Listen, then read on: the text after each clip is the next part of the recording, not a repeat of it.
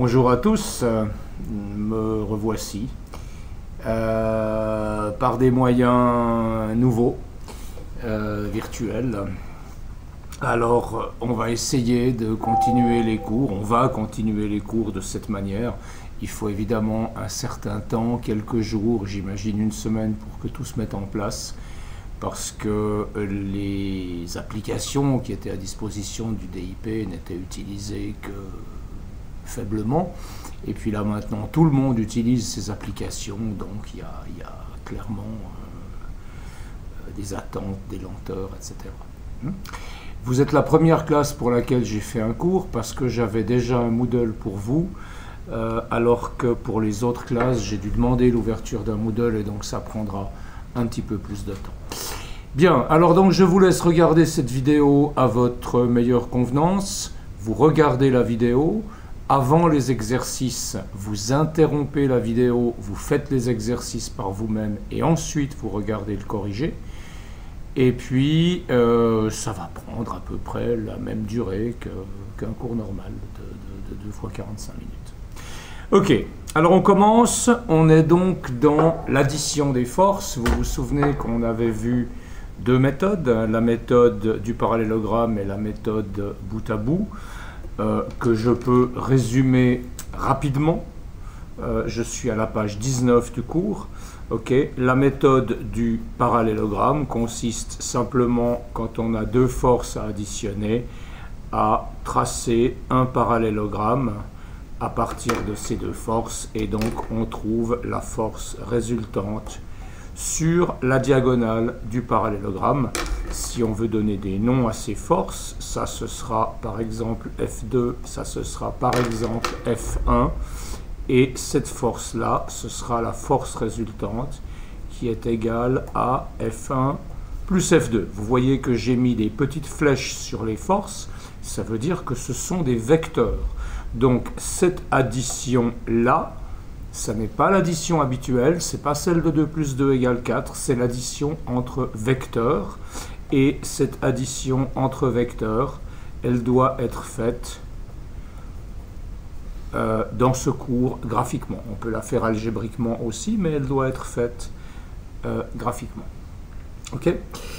Maintenant, qu'est-ce que vous constatez? Vous constatez que ce vecteur-là, cette ligne-là, okay, cette ligne-là, c'est en fait la force F2 qui a été déplacée et qui a été tracée au sommet de F1. Alors ça vous donne le principe de la méthode bout à bout. Quand vous avez plusieurs forces à additionner, qu'est-ce que vous faites? Vous prenez n'importe laquelle de cette force comme première force, par exemple celle-là. Au bout de cette première force, vous ajoutez la deuxième. Au bout de cette deuxième force, vous ajoutez la troisième. Et au bout de cette troisième force, vous ajoutez la quatrième. Là, j'ai fait le dessin à main levée, c'est pour pas que ça prenne des heures. Mais c'est clair que tous ces dessins, on les fait à la règle et à l'équerre, comme on va le faire dans un instant. Et maintenant, vous avez ici la force résultante pour cet ensemble de 4 forces. Ok? Alors on va maintenant refaire l'exercice en bas de la page 19 que j'ai déjà fait, je crois, avec la plupart des classes, mais je ne suis pas certain, donc je vais le refaire. Entre parenthèses, je fais une seule vidéo pour mes 3 classes d'IDS, je ne vais pas faire une vidéo séparée. Voilà, donc cet exercice-là, on a une échelle à 1 cm pour 3 newtons. Comment est-ce qu'on va additionner ces forces? Eh bien, on va le faire par la méthode bout à bout. Et comme nous n'avons pas sur cette feuille de quadrillage, le quadrillage que vous voyez derrière, c'est celui de la feuille suivante. Comme nous n'avons pas de quadrillage, nous allons procéder en mesurant ces vecteurs et en traçant des parallèles. Là, j'ai un vecteur qui fait 1,7 cm. Et donc, ce vecteur, je vais le tracer au sommet d'un autre vecteur, voilà, en tirant des parallèles avec ma règle, et j'ai dit qu'il faisait 1,7 cm, donc je le trace ici, pardon, donc je le trace ici. Il fait 1,7 cm. J'ai donc déplacé ce vecteur-là, je l'ai mis là. Maintenant, je prends le vecteur suivant, qui fait 2,3 cm de longueur. Je le retrace parallèlement ici, aussi précisément que je peux. Il arrive là, il arrive sur le dessin d'à côté, c'est pas un drame. Et je peux maintenant tracer ici le vecteur force résultante pour ce premier cas. Combien vaut la force résultante? Eh bien, il suffit de mesurer le vecteur. Ce vecteur fait 5,5 cm. 5,5 cm par 3 newtons par centimètre. Ça va nous faire des newtons. Ça fait 15, ça fait 16,5 newtons. Donc, l'intensité de la force résultante ici est d'environ 16,5 newtons. Exercice 2, quand vous avez un exercice comme ça, soyez malin. Vous avez 4 forces, mais ces forces sont alignées 2 par 2. Okay? Donc, dans cet exemple-là, dans l'exemple vertical, vous avez une force vers le bas qui fait 2 cm, une force vers le haut qui fait 1,5. Donc, la force résultante, là, ce sera une force vers le bas qui fait 0,5 cm de long, la longueur de la plus grande moins la longueur de la plus petite. Ici, même histoire, vous avez une force de 2 cm vers la droite et une de 8 mm vers la gauche. Donc vous allez enlever 8 mm ici et ça va vous faire une force résultante pour les deux forces horizontales qui est à peu près de cette longueur-là.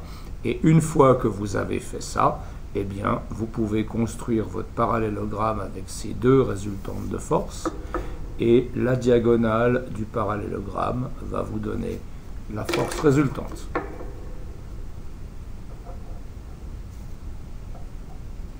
Ok ? Donc cette force résultante, on la nomme, on met une légende, on la met avec une petite flèche pour dire c'est le vecteur. Et ensuite, dessous, on donne une estimation de l'intensité. Alors cette force, elle fait 1,4 cm de long, on va dire 1,5. Ça va faire environ 4,5 newtons.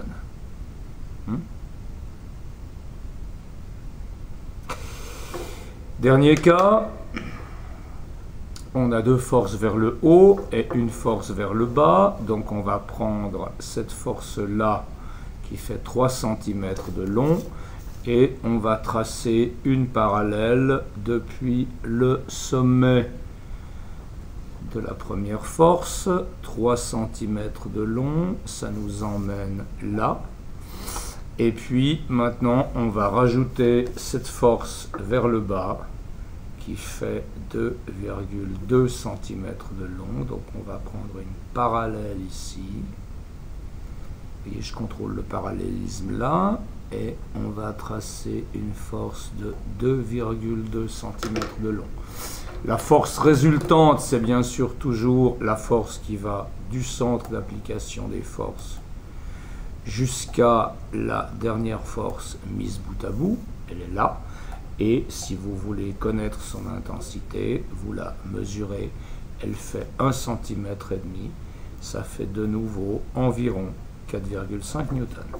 Désolé, j'ai changé de couleur. Je ne vais pas recommencer. Ok, j'ai mis les forces résultantes en rouge jusque là, puis là je l'ai mise en verte, et puis après j'ai mis en vert et en rouge. On va se débrouiller avec ça. Voilà, je vous laisse ça. Si vous voulez le regarder pendant un moment, vous arrêtez la vidéo et vous continuez ensuite. Très bien. On passe à la page 19. Ça, ce sont des choses un peu plus nouvelles. Alors, ce qu'il y a de très particulier sur l'exercice 1 de la page 19, de la page 20, pardon, c'est qu'on a des petits carrés. Avec des petits carrés, tout est plus simple. Il n'y a qu'à compter les petits carrés. On n'a pas besoin de s'embêter pour tracer des parallèles. Alors maintenant, je vais essayer de me forcer à faire en bleu les traits de construction et puis en rouge la force résultante. Okay ? Ici, qu'est-ce qu'on a? On a la force F1 qui est là, ou F2, et puis F1 qui est là, et puis là, on peut compter que ça fait 2, 4, 6 carrés horizontalement, et 1 carré verticalement. Donc, si on veut tracer cette force au sommet de celle-là, bah, c'est pas compliqué. On calcule 6 carrés horizontalement, 1 carré verticalement, et on a directement le traçage de ce vecteur-là au bout de l'autre. Et maintenant, évidemment, la force résultante, ça va être la force, le vecteur qui va du point d'application des forces jusqu'à la dernière force qui a été mise bout à bout. OK?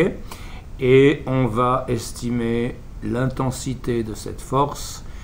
La longueur est de 2,5 cm. Avec 50 newtons par centimètre, ça nous fait 125 newtons environ. Deuxième exercice, on a la force F1, la force F2, la force F3. Donc on va mettre F2 au bout d'F1. Alors on compte 2, 4, 6 carrés vers la droite, 3 carrés vers le haut. Donc on part de là, 2, 4, 6 carrés vers la droite, 3 vers le haut.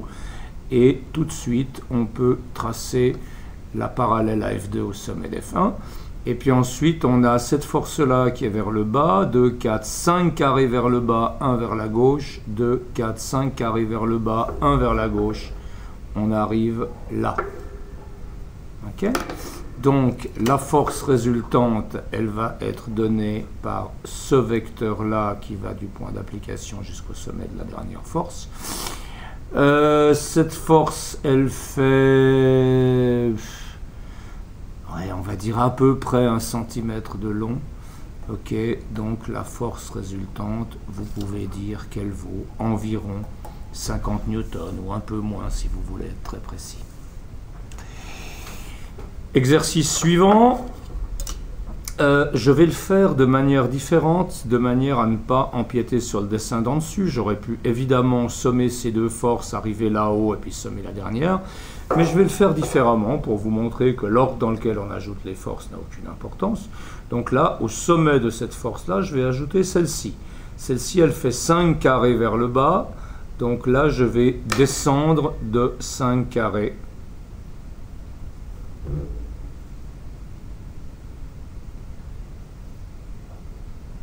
Là, je vais descendre de 5 carrés. Et puis ensuite, je vais ajouter cette force-là. Cette force-là, c'est 3 carrés vers la droite, 4 carrés vers le haut. 3 carrés vers la droite, 1, 2, 3, 4 vers le haut. Ça va m'emmener ici. OK?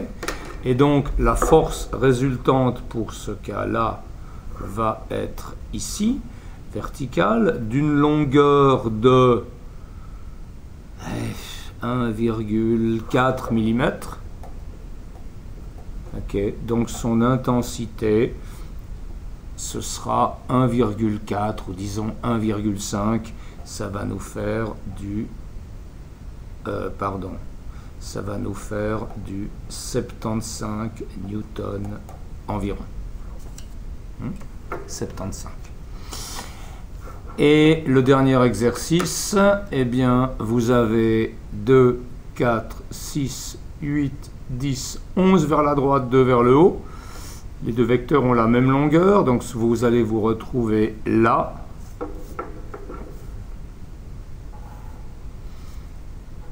En mettant ce vecteur au bout de celui-là, et puis ensuite vous avez 5 carrés vers le bas, 1, 2, 3, 4, 5, vous allez arriver là.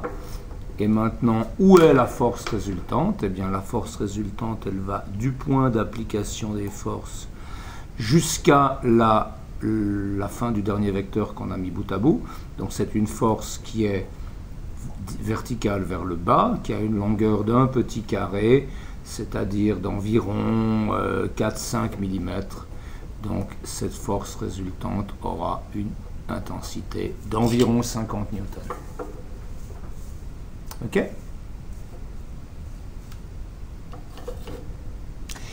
On va maintenant faire l'exercice suivant. Si vous ne l'avez pas fait, ça c'est un exercice que je n'ai pas fait encore en classe. Si vous ne l'avez pas fait, essayez de le faire. Je vous donne quelques indications. Vous devez dessiner une force F0, une nouvelle force, tel que la somme des forces soit 0. Alors par exemple, pour le premier exercice qu'on peut faire ensemble, si vous voulez ajouter une force telle que la somme de cette force avec la force existante qui est la valeur 0, eh bien vous devez ajouter une force qui est égale et opposée. Donc là on a 4 carrés vers la gauche, 2 carrés vers le haut, on va prendre 4 carrés vers la droite, 2 carrés vers le bas, et là le problème est très rapide à résoudre.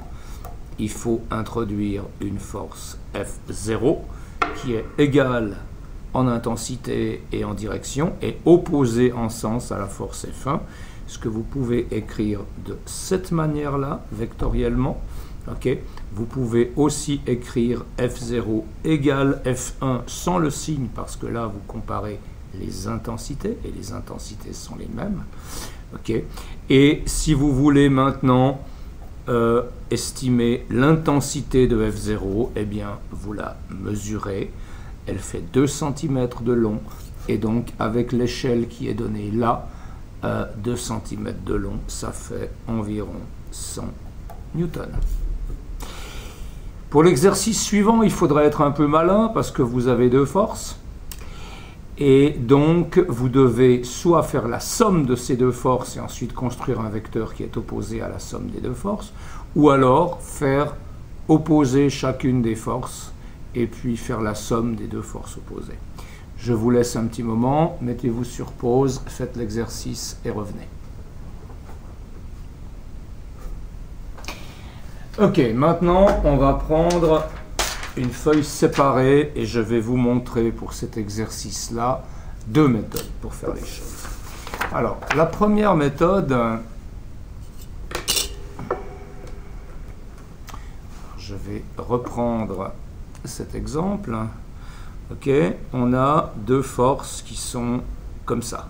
Je le fais à main levée pour que ça aille plus vite, c'est pour vous donner l'idée. Ok, si je veux équilibrer le système, c'est-à-dire ajouter une force, je dois, par exemple, équilibrer chacune des 2 forces. Donc je devrais tracer pour chacune de ces forces une force opposée. Okay, ça équilibre le système, mais dans l'exercice, je veux une seule force pour équilibrer le système. Donc je dois maintenant faire la somme vectorielle, par exemple par la méthode du parallélogramme. Je dois faire la somme vectorielle de ces 2 forces. Voilà. Et donc j'obtiens de cette manière le vecteur F0 que je dois ajouter aux 2 forces en noir pour équilibrer le système. Ok? Ça, c'est une manière de faire. Il y a une manière un peu plus rapide qui consiste à dire ok, j'ai 2 forces, là on va dire que j'ai tracé à peu près les mêmes 2 forces. Okay, je calcule l'effet combiné de ces 2 forces, c'est-à-dire je calcule la force résultante de ces 2 forces par la méthode du parallélogramme. Voilà, ça c'est ma force résultante. Je vais la faire en rouge, ça c'est ma force résultante. Okay. Et donc si je veux compenser cette force résultante, eh bien je dois tracer un vecteur de même longueur et opposé qui sera ici. Maintenant F0 plus cette force-là plus cette force-là, ça donne 0. Il y a un effet d'optique, vous avez l'impression qu'F0 est beaucoup plus long que FR, ce n'est pas le cas. Mesurez-les, vous verrez. Ok ? Alors, ayant dit ça, on va reprendre l'exercice et faire ça.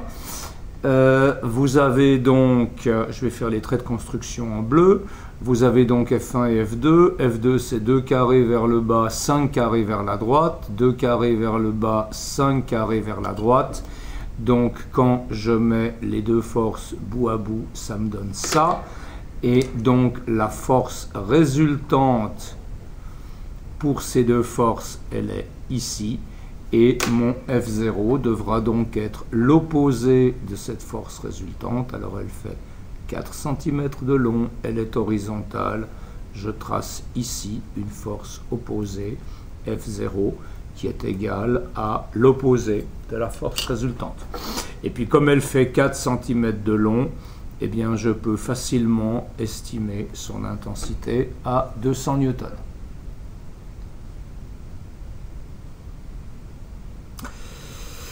Exercice suivant, j'ai deux forces qui partent les deux de ce point-là, que je vous considère de marquer pour mieux voir. Elles font les deux 1, 2, 3, 4, 5, 6, 7, 8, 9, 10, 11, 12, 13, 14, 15 carrés vers la droite. Celle-là, elle fait 15 carrés vers la gauche, 1 cm de haut, 1 carré de haut. Donc, si vous les mettez bout à bout, eh bien, vous allez vous retrouver avec ça. Et vous allez donc vous retrouver avec une force résultante qui est dirigée vers le haut et qui fait 2 carrés de long. Si vous voulez compenser cette force résultante, eh bien, il vous faut une force F0 qui sera moins la force résultante qui est dirigée vers le bas. Et comme cette force fait à peu près 8 mm de long, okay, son intensité sera, alors si vous arrondissez 1 cm, ça fait 50 newtons, on va dire quelque chose comme 45 newtons à peu près. Ici, c'est la même histoire, autorisez-moi à le faire à main levée. Je rajoute ce vecteur-là au sommet du premier. Et donc, j'ai une force résultante qui est dirigée vers le haut. Et donc, exactement comme dans l'exercice précédent, je dois prendre une force F0 dirigée vers le bas. Et c'est la même intensité qu'ici. Cette force F0, c'est moins FR et son intensité, c'est aussi environ 45 newtons.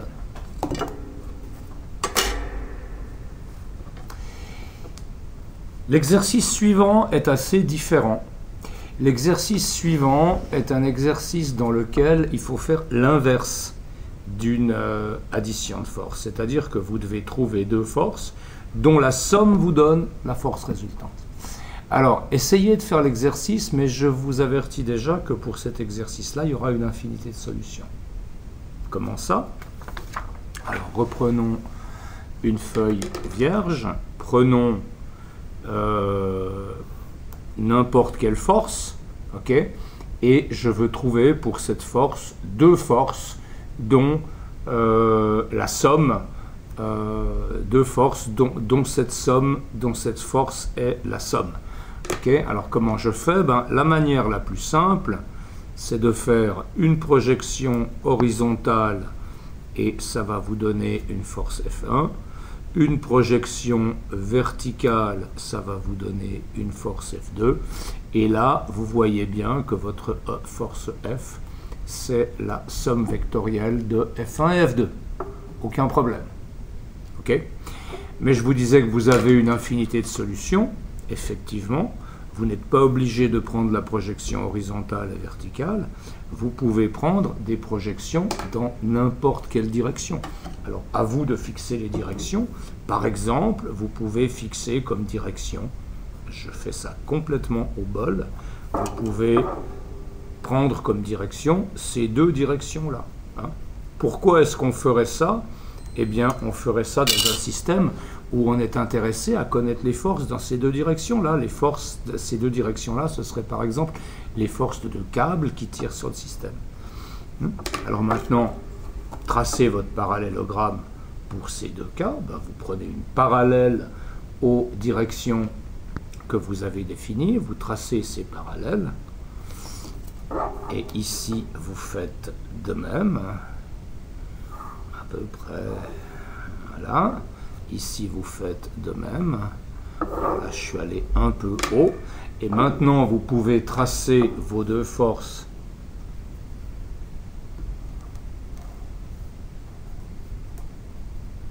F1 et F2.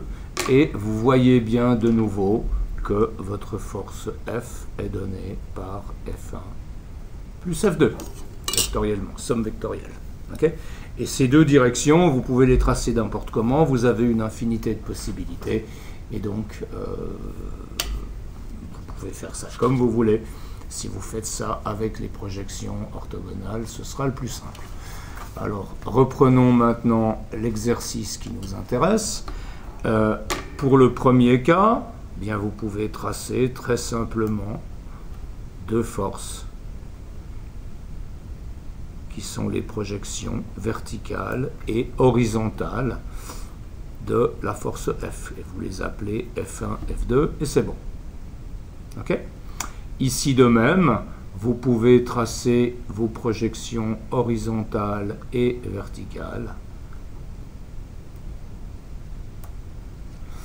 Et vous aurez donc vos forces F1 et F2, ou inversement. C'est tout simple. Je vais quand même vous donner un exemple pour vous montrer comment on utilisera ça dans le futur. Dans le futur, on aura par exemple un plan incliné avec une masse qui se trouve dessus. Okay? Plan incliné avec un certain angle alpha par rapport à l'horizontale. Et puis, vous avez une force de pesanteur qui, elle, va toujours pointer vers le bas. Je vous ai toujours dit que je ne vous mettrai jamais des forces de pesanteur qui pointent vers le haut. On va rester réaliste. Okay? Et quelles sont les directions qui vous intéressent dans un problème comme ça?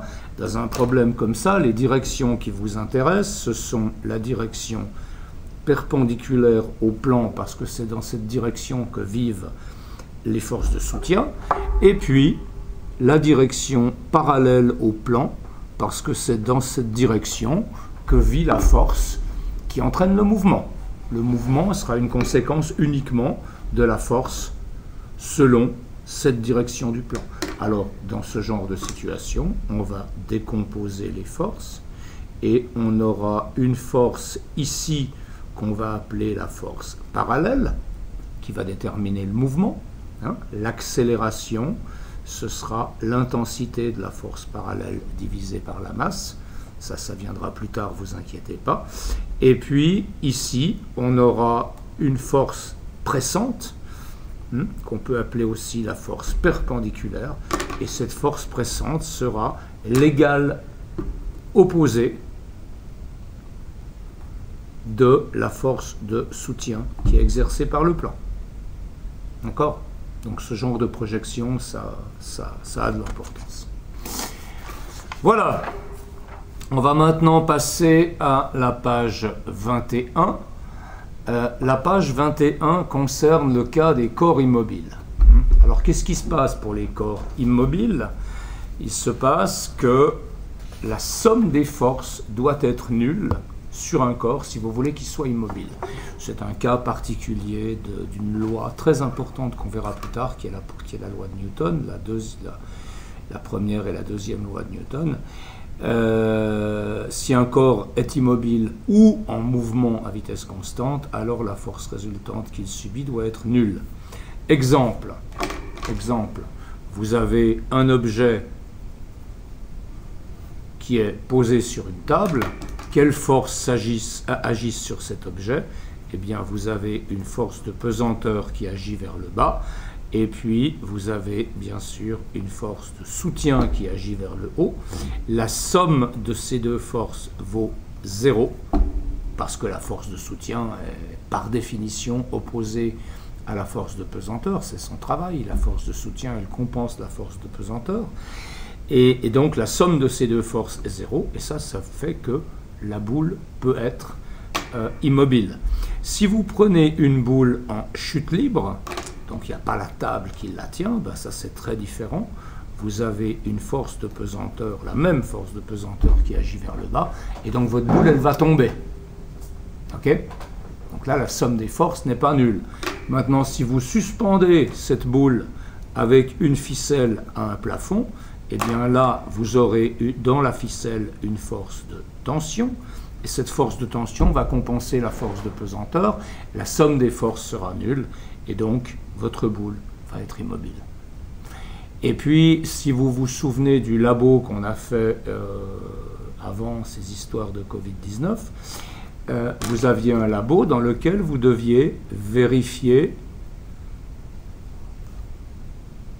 que la somme des forces est nulle pour un système où vous aviez une certaine masse suspendue, et puis vous aviez ici des forces le long de ces ficelles qui étaient mesurées par des dynamomètres. Okay?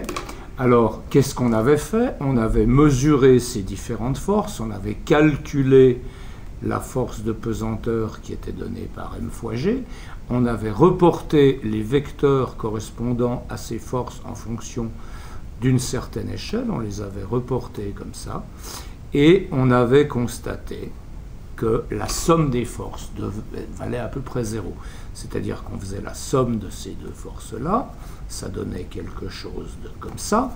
Ensuite, on ajoutait la force de pesanteur qui est par là, ok, on ajoute la force de pesanteur parallèlement, et puis on retrouve ici une petite force résultante. Alors dans votre cas, cette force résultante, elle ne valait pas 0, alors que théoriquement, elle devrait valoir 0, ce qui explique que votre force n'était pas 0, c'est que les mesures ont été faites avec une précision très faible, parce qu'on n'avait pas du matériel très précis à disposition, et donc vous avez trouvé une force résultante qui avait une certaine valeur, mais théoriquement, cette force résultante aurait dû être nulle. Okay. Alors maintenant, en pratique, qu'est-ce que vous devez retenir? Si je vous donne un exercice avec un objet dont je vous dis qu'il est à l'équilibre ou qu'il est immobile, eh bien, vous devez avoir le réflexe de penser, ok, s'il est immobile, eh bien, je vais devoir avoir une somme des forces sur cet objet qui est nul. Okay. Et ça vous détermine les forces qui agissent. On va faire un premier exercice, l'exercice 1 ici, je vous laisse le faire, mettez la vidéo en pause, recommencez après. Voilà, alors, première question, calculer l'intensité de la force de pesanteur. Alors ça, c'est pas très compliqué, vous savez le faire. La force de pesanteur, c'est la masse fois G. Comme on fait une application graphique, je vous ai toujours dit que le G, on peut l'arrondir à 10. Donc c'est la masse fois 10, 640 fois 10, ça fait 6400 newtons. Entre parenthèses, cet exercice, c'est un exercice que j'ai repris de collègues et puis qui traîne dans mes cours depuis des années. C'est clair que ça fait longtemps que les voitures ne pèsent plus 640 kg. Ça, ce serait plutôt une voiture, une de ces voitures sans permis, un de ces petits machins avec un moteur de tondeuse. Mais bon, ça ne change rien à l'exercice.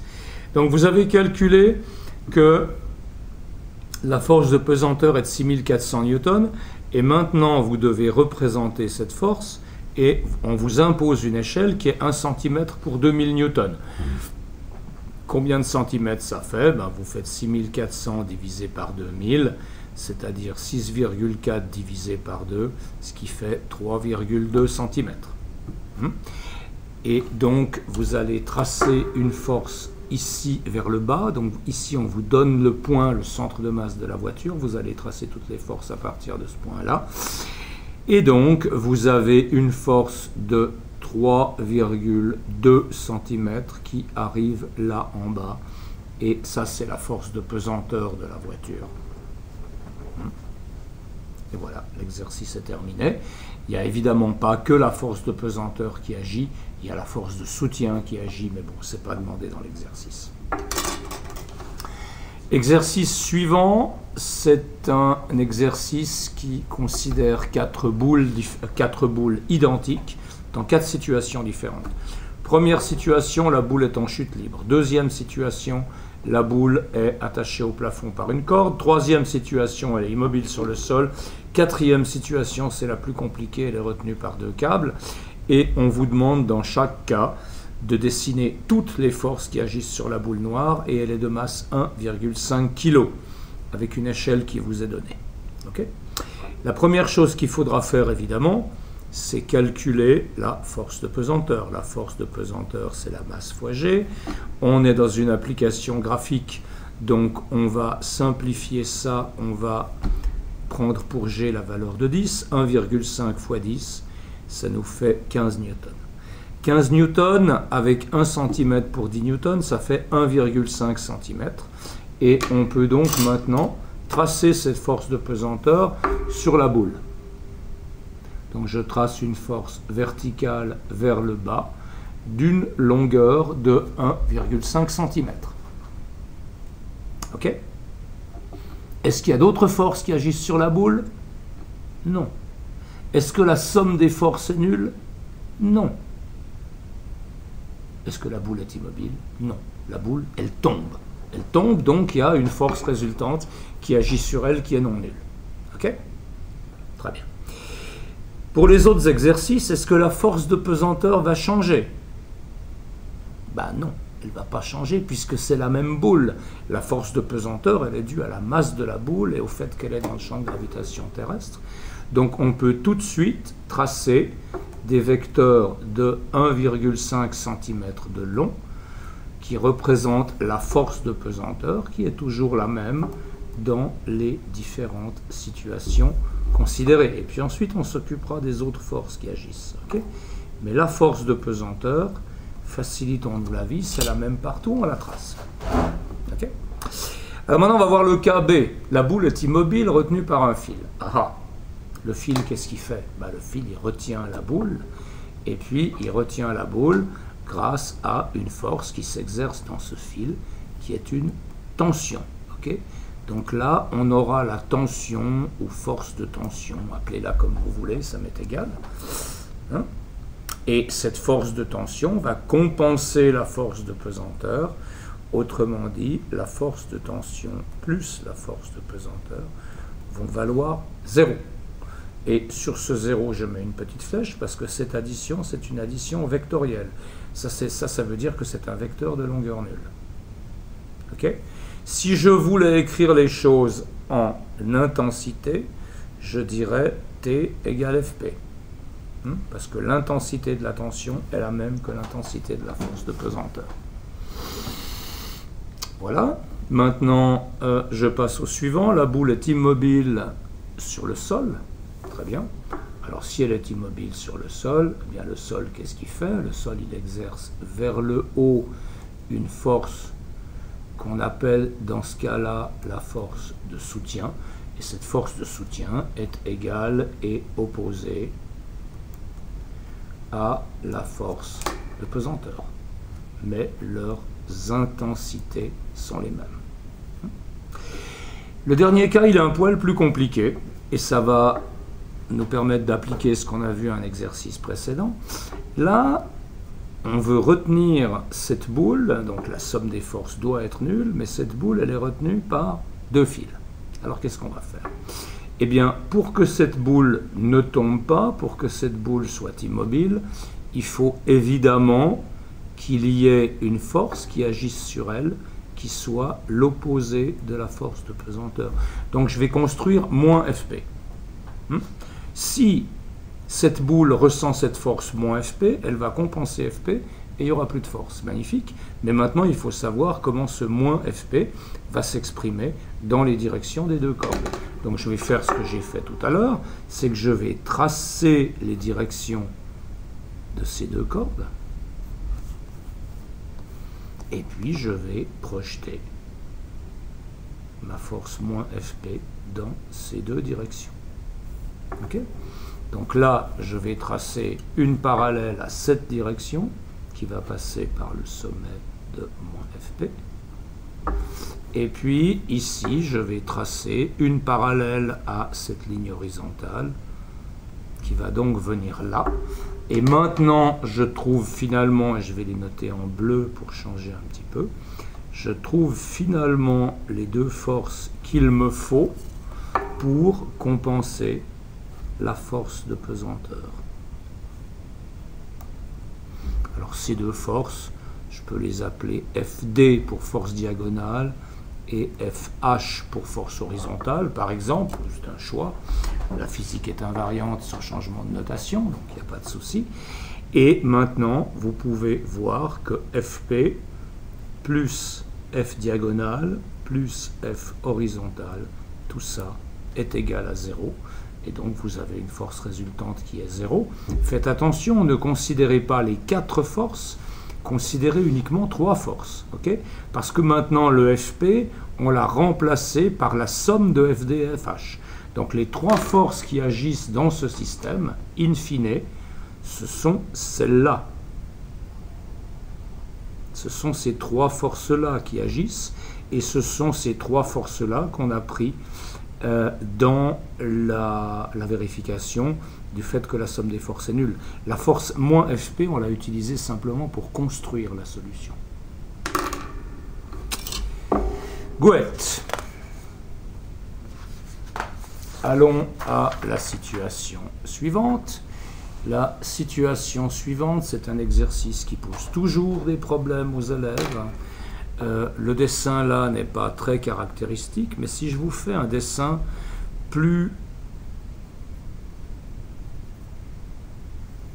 qui montre une plus grande différence entre la hauteur des deux masses, eh bien, les élèves ont toujours l'impression que la masse la plus basse doit être plus lourde.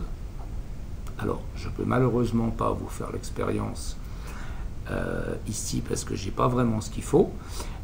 Si on était en classe, je vous l'aurais fait. Si vous êtes chez vous, prenez une poulie, une corde, mettez deux masses identiques, eh bien, vous verrez que quelle que soit la position initiale que vous donnez à ces deux masses, si les deux masses sont identiques, le système va rester à l'équilibre. Alors, résolvons ça avec les forces. Vous avez deux masses M1 et M2 reliées par une corde et suspendues au moyen d'une poulie comme ci-contre. Le système est à l'équilibre et la masse M1 vaut 0,357 kg, déterminez la masse M2. Alors, si vous n'êtes pas trop naïf en mécanique et en dynamique, vous voyez immédiatement que la masse M2 doit être la même que la masse M1. Okay? Mais comment est-ce qu'on peut le faire avec des forces? Eh bien, on va calculer la force de pesanteur de la masse 1, c'est la masse fois G. Alors là, quand vous avez des valeurs comme ça, ça veut dire que le prof a voulu que vous trouviez des valeurs correctes en utilisant 9,81 et non 10. Et si je fais 0,357 fois 9,81, ça me donne 3,5, à peu près exactement 3,5 newtons.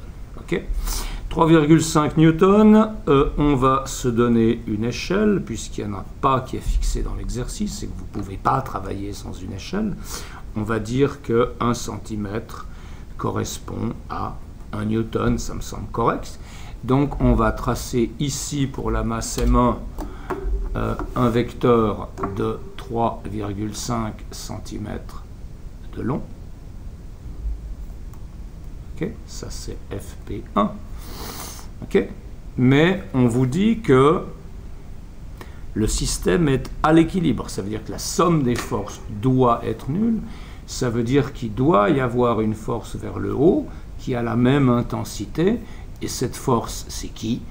C'est évidemment la force de tension dans la corde. Ensuite, la corde, elle fait son boulot, qui est de transmettre une force d'un bout de la corde à l'autre. Okay, donc la corde, elle va transmettre, en changeant de direction à cause de la poulie, elle va transmettre cette force de tension, toujours de 3,5 newtons, de l'autre côté du système. Okay, et donc, si vous voulez que l'autre côté du système soit équilibré, si vous voulez que la masse M2 soit à l'équilibre, eh bien, vous devez tracer une force FP2 qui est de la même longueur que FP1. Okay. Autrement dit, l'intensité de FP2 sera également de 3,5 newtons. Et donc, la masse 2, qui est FP2 sur G, eh bien, c'est 3,5 sur 9,81. Et ça va vous donner 0,357 kg. Autrement dit, les masses M1 et M2 sont identiques. Je vous laisse le corriger, afficher pendant un moment si vous voulez. Vous pouvez toujours mettre la vidéo en pause pour copier, il n'y a pas de souci. Voilà, maintenant on va passer à un autre exercice qui généralement pose des petits problèmes aux jeunes gens comme vous, donc écoutez bien. On va le préparer ensemble, après vous le ferez sans mon assistance. Vous avez une boule noire. Alors la boule noire, pour préciser, c'est ça, c'est cette boule-là, et cette boule noire, elle a une masse de 3 kg. Okay. Elle est retenue immobile. Immobile, qu'est-ce que ça veut dire? Ça veut dire que la somme des forces doit être égale à 0 par le système suivant, composé de 3 poulies grises, un fil et une brique noire qui fait contrepoids. 3 poulies et une brique noire qui fait contrepoids. Et la masse des poulies et des fils sont négligeables, il n'y a pas de frottement. On vous demande évidemment quelle est la masse de la brique noire. Alors, si vous suivez un peu bêtement le raisonnement fait dans cet exercice-là, vous allez me dire, ouais, la brique noire, elle fait aussi 3 kg. Ben non. Non, pourquoi? Alors, dessinons les forces. Ok? Dessinons les forces. Et commençons par calculer la force de pesanteur de la boule. Je vais l'appeler FPB. La force de pesanteur de la boule, c'est la masse de la boule fois G. J'approxime G à 10, ça fait 3 fois 10, ça fait 30 newtons. Okay? Et donc je vais me donner une échelle qui me semble assez évidente, c'est que 1 cm vaut 1 newton. Et donc je vais tracer pour la force de pesanteur de cette boule un vecteur qui part du centre de la boule et qui fait 3 cm de long vers le bas. Et ça, c'est la force de pesanteur de la boule. Alors, si je veux que tout ça soit à l'équilibre, je dois évidemment équilibrer cette force. Alors, vous voyez que cette force, elle est, je ne vais pas faire tous les détails, elle est évidemment équilibrée par la tension qu'il y a dans cette tige-là. Et puis, la tension dans la tige se répercute sur cette poulie. Et ensuite, qu'est-ce qui se passe au niveau des fils? Eh bien, vous voyez que vous avez 2 fils qui soutiennent la masse, pas 1. 2. Okay?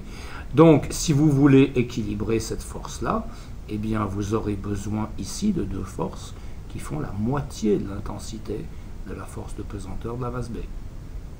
Comprendez?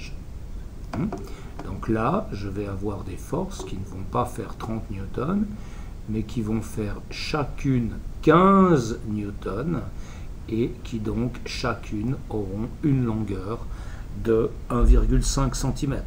Et cette force-là, je vais l'appeler T, parce que c'est effectivement la tension qui règne dans le câble. Okay? Si vous avez de la peine à comprendre ça, dites-vous la chose suivante. Quand le système est à l'équilibre, quand le système est immobile, ici on vous dit qu'il est immobile, ce système-là est exactement le même qu'un système où on aurait ça. Okay? Le système est immobile, donc vos cordes, elles ont le même effet sur tout le système que si elles étaient fixées de manière permanente. Okay? Et dans ce cas-là, vous pouvez bien comprendre qu'une force de 30 newtons vers le bas est équilibrée par 2 forces de 15 newtons vers le haut, ce qui est exactement ce que j'ai mis là. Muy bien. Alors maintenant, donc la tension, on vient de la calculer, on vient voir que c'était la moitié de la force de pesanteur, c'est 15 newtons. Si la tension est de 15 newtons, ça veut dire que cette tension, elle s'exerce partout, y compris ici, où on a une tension qui doit faire aussi 15 newtons, depuis le centre d'application des forces qui est là au milieu, qu'on ne voit pas bien. Okay? Donc, je dois compenser cette force de tension par une force de pesanteur ici, qui fera 1,5 cm de long et qui fera donc la même valeur que la force de tension en intensité, c'est-à-dire 15 newtons. Donc, la force de pesanteur de la masse 2, elle vaudra 15 newtons, et donc la masse 2, ce sera la force de pesanteur 2 divisée par G, on a pris G égale 10, donc ça ce sera environ 15 sur 10, ça fait 1,5 kg. Okay? Autrement dit, la masse 2, comme je vous l'annonçais au début, la masse 2 doit faire la moitié de la masse de la boule noire. Alors oui, pardon, la réponse elle vient là. Et ça, c'est quelque chose qui est lié directement à quelque chose qu'on utilise dans tous les garages, par exemple, c'est le principe du palan. Hein. Alors là, c'est un peu compliqué maintenant de vous montrer ça parce que ma caméra, elle filme mon papier et puis c'est un peu compliqué. Mais vous allez sur Google, je vous demande de le faire, et vous tapez palan.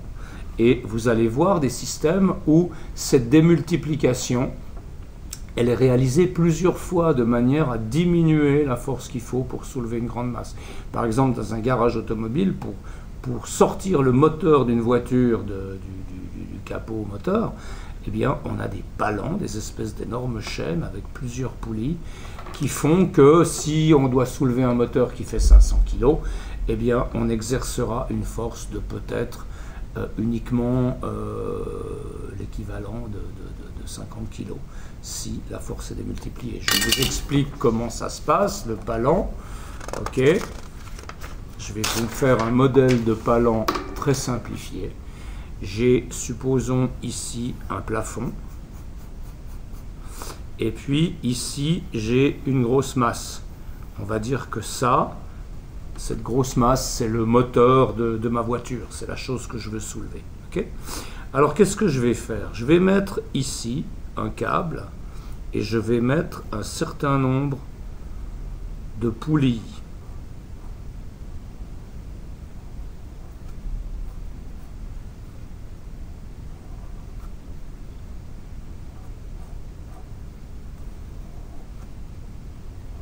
Là, je dessine mes différentes poulies, j'en mets beaucoup, je ne sais pas combien j'en mets, mais je les compterai après. Voilà. Voilà. Et puis pour finir, je vais remonter là et je vais arrêter. Et puis ici, eh ben, il y a du schmolito qui est en train d'essayer de tirer pour soulever ce système. Hein. Alors on va dire que la masse là, elle est, allez, de 500 kg. On va dire que c'est un moteur de voiture, un gros moteur. Ok. Question, quelle est la force que du schmolito doit exercer pour soulever le moteur de voiture? Ah ah.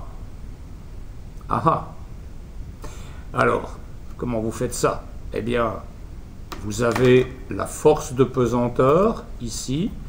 La force de pesanteur de la masse grand M, c'est 500 kg x 10 à peu près, donc c'est environ 5000 newtons. Okay.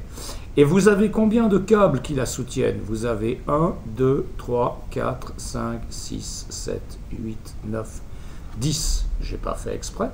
Okay. Donc là, si je fais mon dessin avec une échelle de 1000 newtons pour 1 cm par exemple, là je vais avoir une force vers le bas de 5000 newtons, c'est-à-dire ce sera un vecteur de 5 cm.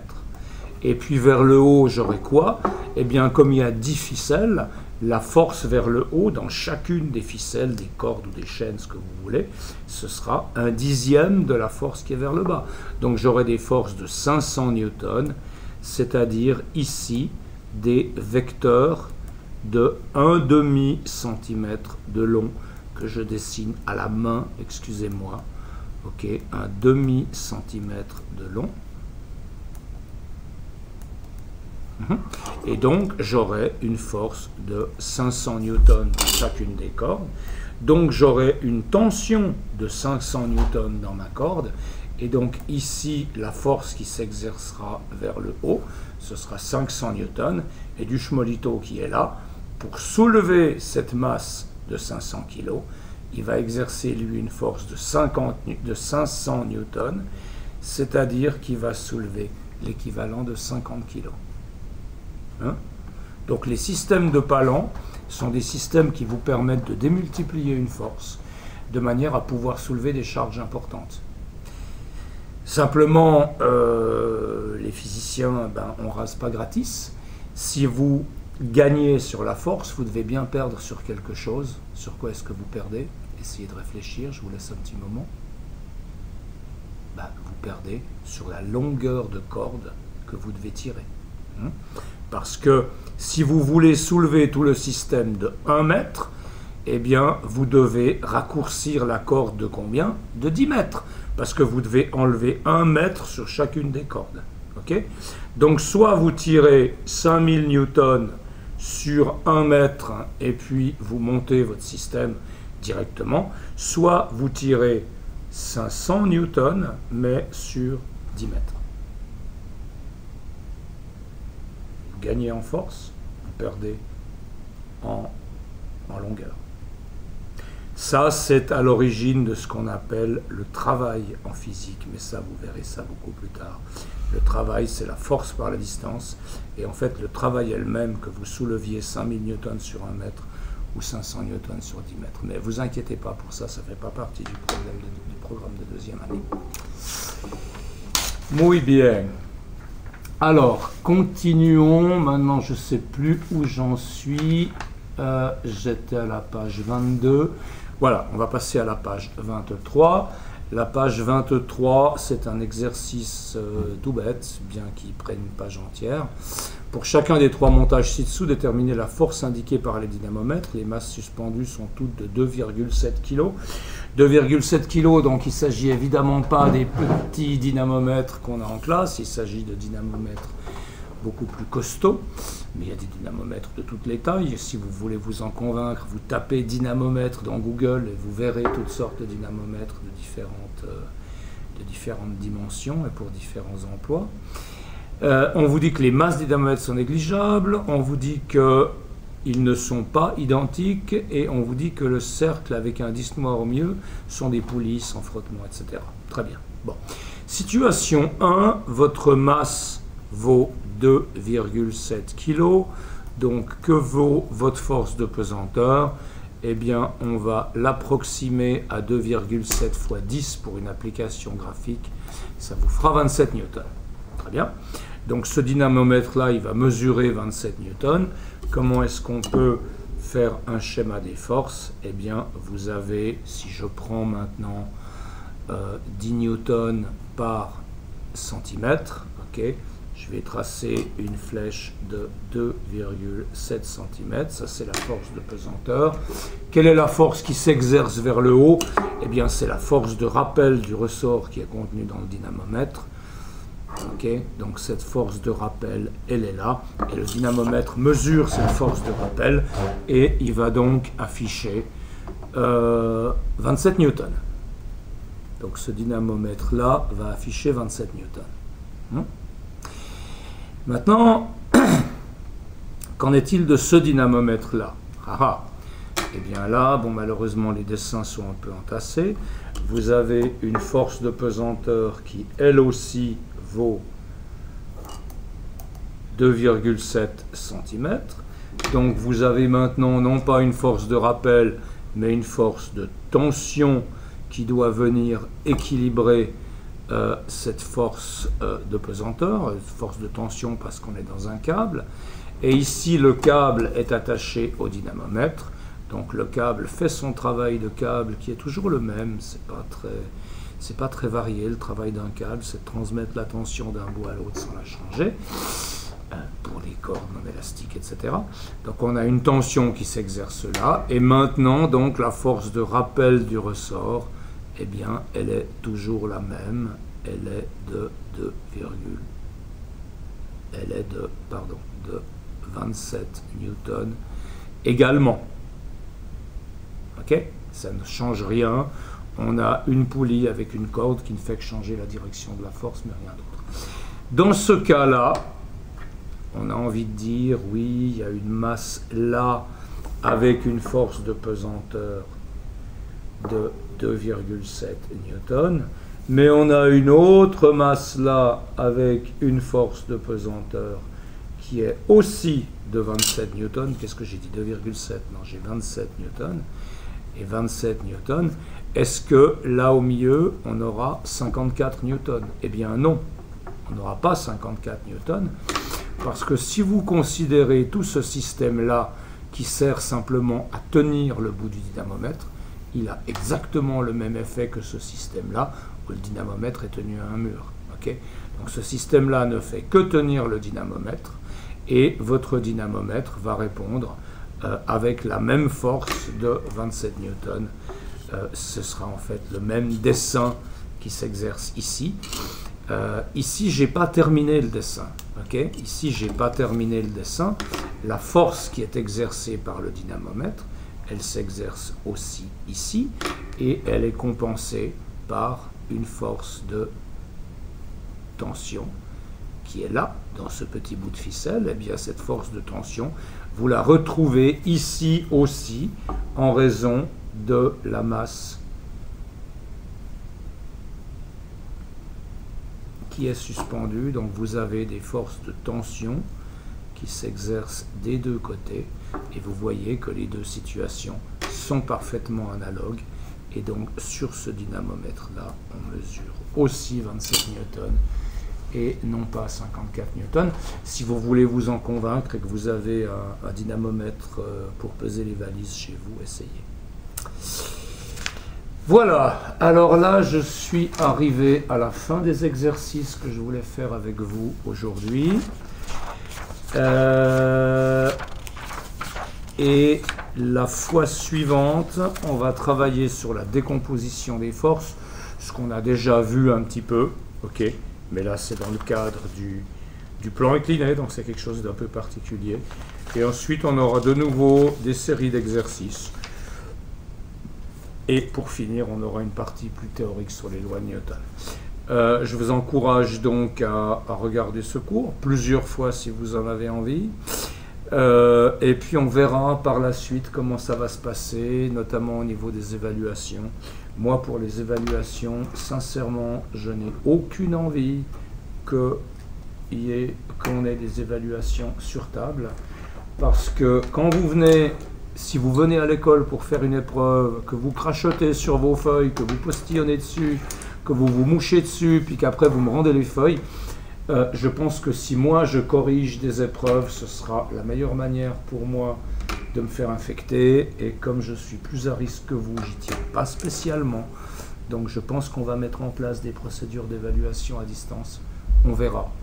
Pour ça, il faut attendre les derniers résultats, les dernières décisions du DIP et de l'école.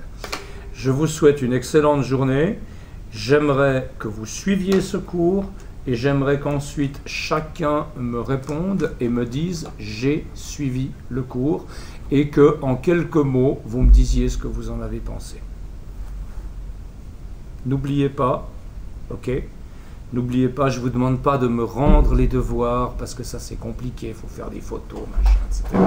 Je ne vous demande pas de me rendre les devoirs, je vous demande simplement de m'envoyer un email, de me dire oui, ok, j'ai écouté toute la séance et j'en ai profité ou j'en ai pas profité, j'ai compris, j'ai pas compris, etc. J'aimerais savoir ce que vous en pensez. Voilà, je vous remercie, je vous souhaite une bonne journée. Au revoir.